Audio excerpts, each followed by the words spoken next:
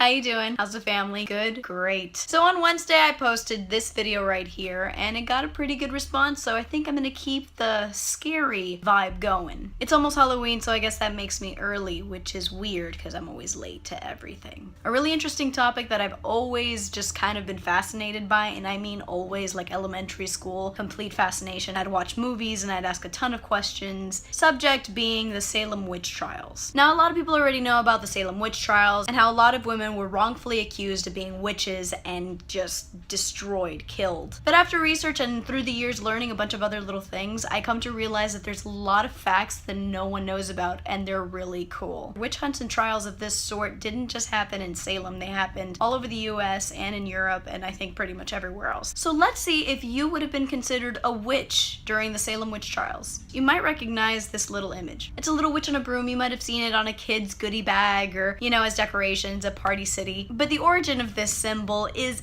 anything but innocent. During the time of the witch hunt, some women fancied themselves as chemists or herbalists, and they would mash plants and berries, things like nightshade, which is poisonous. It basically meant that you would either die if you had too much, or you'd have a really great trip, because plants like this would cause hallucinations. Some women would even use a fungus called ergot, which used to be found in things like rye for rye bread. Now what these women would do is that they would make a flying ointment. Now this flying ointment, if consumed through the mouth, would give you nausea, vomiting, skin irritation. No one wanted that. So what they quickly realized is that if it's applied directly to the skin, your body could bypass all of these unpleasantries and just get really high. Most women found out that riding their broomsticks while the flying ointment was on it, you see where I'm going here? Do you see what I'm...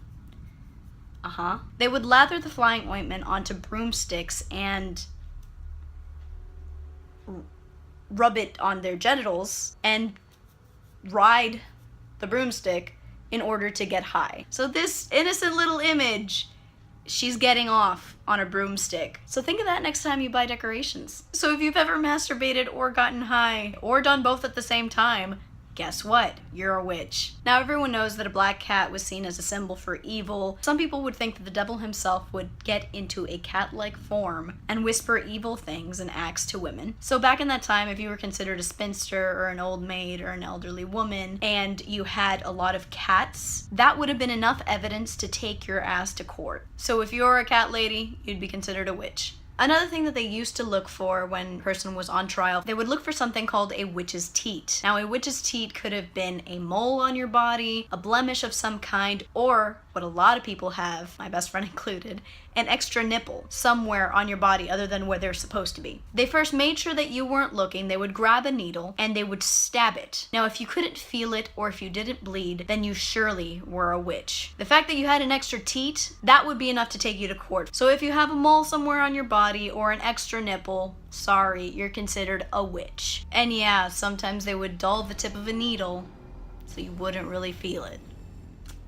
At that point in time, a simple suggestion or accusation that you were a witch from someone that did not like you very much was enough to put you on trial. So if anyone's ever disliked you or talked shit about you, you're probably a witch. This one's kind of my favorite, even though it's kind of vanilla, but if you could not recite the Lord's Prayer by memory or without any difficulty whatsoever, you were probably a witch. Let's try that, shall we? Let's try to recite the Lord's Prayer.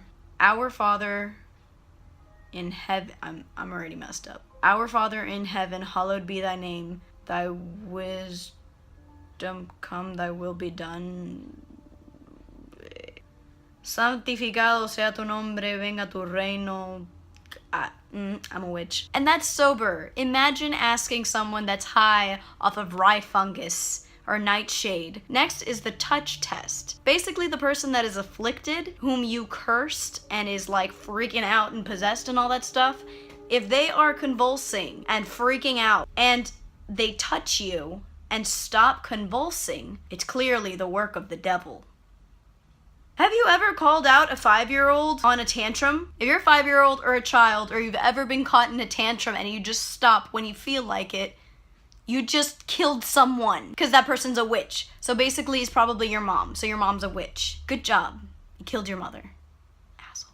I remember hearing about this next one when I was a kid, and I remember feeling like it was so unfair more than anything else. So it's called the swimming test, or the sinking test, or the floating test. It's one of those. Basically, they would put the accused, the witch in question, into the closest body of water, tie their legs up, and put something really heavy at the other end, and throw them into the water. And if they floated up, they are a witch. If they sunk like a rock and stayed in the water, basically drowning, then they're innocent.